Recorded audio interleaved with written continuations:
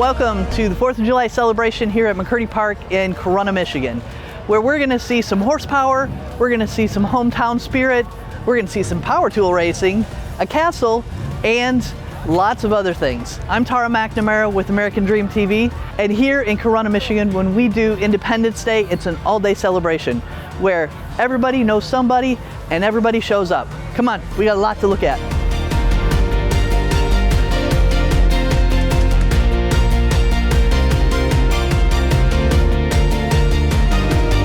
On July 4th, 1776, the Continental Congress adopted the Declaration of Independence.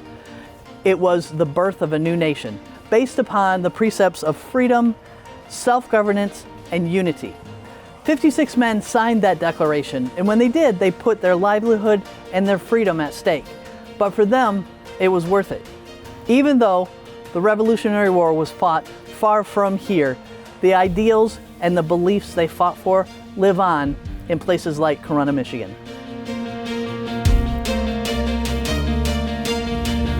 The day begins the way all great hometown celebrations should, with a pancake breakfast and a table full of neighbors. Volunteers fire up the griddles, coffee brews, and French ketchup. It's more than breakfast, it's a tradition. Did you know the fireworks on the 4th of July are meant to represent the rocket's red glare from the national anthem?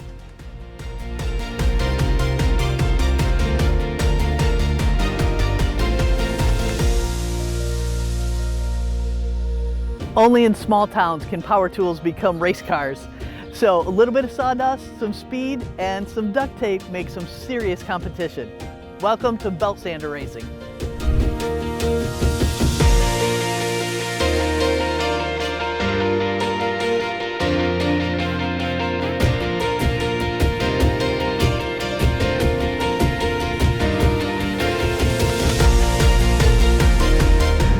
At noon, the streets fill for the 4th of July parade. It's everything you'd expect and everything you love about small town America. Marching bands, tractors, homemade floats, and flags waving high, a proud tradition.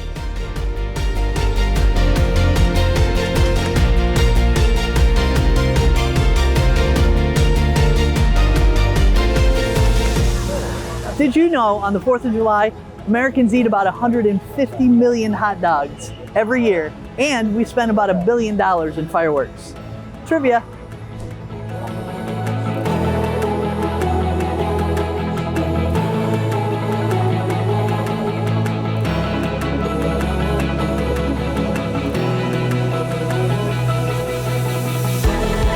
Michigan is birthplace to the American automobile.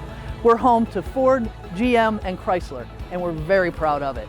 So just about every weekend from May to October, you're going to see a car show in parking lots, main streets, and fairgrounds all across Michigan, especially on the 4th of July.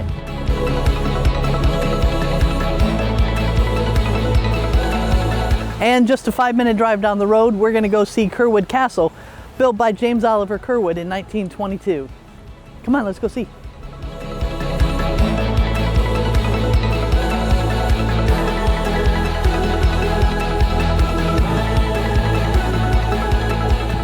This is James Oliver Curwood, and he was an author, he was a pioneer, an explorer, a conservationist, and in the 1920s, he was one of the highest paid authors in the world, and he was one of the first authors to make over $1 million.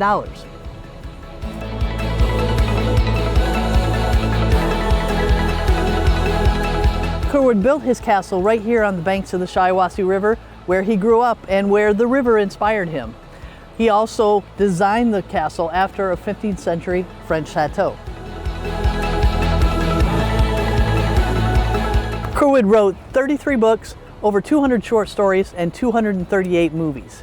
And most of his books were set in the Canadian Northwest Rockies, and they were all the same, where he had a damsel in distress, a good guy, and a bunch of bad guys. So he really kind of invented that genre.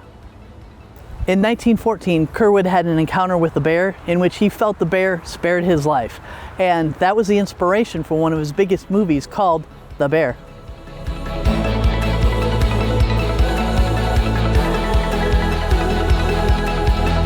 July 4th is also a time to honor all those that have served to protect our country's freedoms.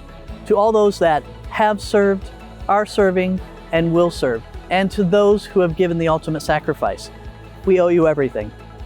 Here in Corunna, Michigan, July 4th isn't just about independence. It's about togetherness.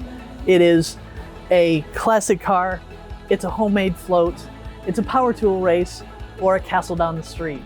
It's small town America in full color, and it's unforgettable. I'm Tara McNamara with American Dream TV. Until next time, go chase your dream.